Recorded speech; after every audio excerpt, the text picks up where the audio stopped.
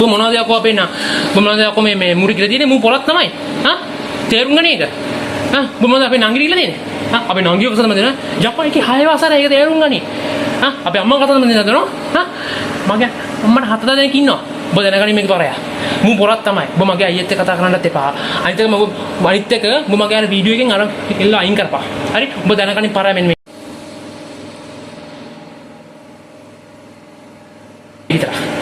මගේ අද්දගේ වෙවුල නැකො තොට ගහන්න බැරුවා ඔය ඡණ්ඩියෙත්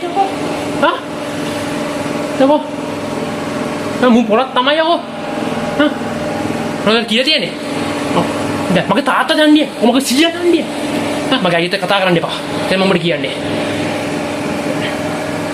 අඩු නෑ ඉතින් කියන්නකෝ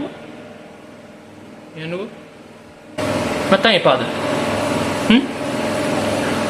එපාද යා නෑ උඹ මොකෙක් කියලා දෙනවා උඹ දෙන්න දනකනේ බූරු දෙන්න උඹ දෙන්න මම කොහොම මරුණු දනකනේ දැනගයි උඹ නංගිට මම දෙයක් කියන්නේ උඹ අම්මට එහෙම දෙයක් කියන්න පිස්සුවක් නෑ බූරුවෝ අර තේරෙන් ගොණි එක අන්තික මට එහෙම මොංගල අමාරුවක් නෑ මට මම පොරක් තමයි උඹ මොනවා කියන්නද උඹ දැනගන්න මෙන්න මේක විතර උඹ හරියට වෙනස් වුණා උඹ මොකක්ද මම තියෙන්නේ ඇඩියස් එක උඹ අයියත් එක්ක කතා කරන්න යකෝ මට තියාගන්න. උඹේ අයියා මාර වැදගත් මිනිස්සෙක් කියලා වැඩක් නෑ මට උඹ.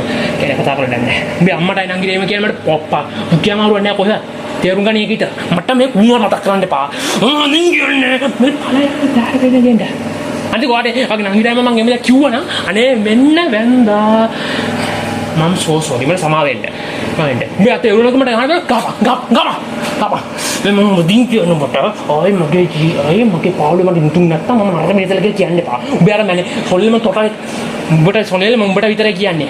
උඹටයි උඹේ සිහිදි පාතාල කරලා කියනවා මට පාළුවේ ඉන්න දීපන් නැත්තම් මම නරක මිනිතල කියලා කියන්න එපා.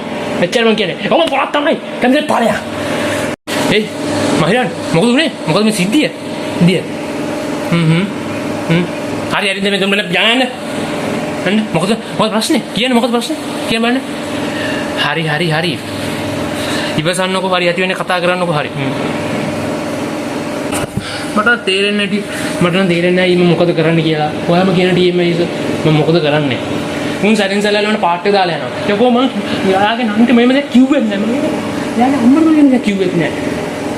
අනිත් එක මොන වදයක්ද මේ? මගේ වචන වල මට ගහනවා. මම ඉවසනවා මම බැලුවතන ඉවසලා බැන්න අයියේ. තා ඉවසන්න මගේ උඩු පුපුරන්න වගේ. තේරෙන්නේ නැහැ මම මොකද කරන්නේ කියලා මට කිය. හරි වාඩි වෙන්නකෝ. හරි. කොල්ලෝ.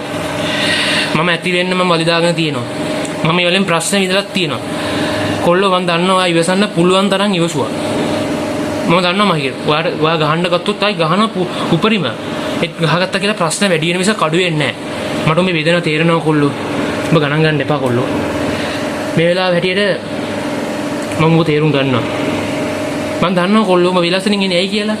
මම හිතා ගන්න පුළුවන්. මෙතන කියන්න ඕනේ නැහැ මේ ක්ලාස් එකයි යම්කිසි වෙලස් නේ එන්නේ කියලා.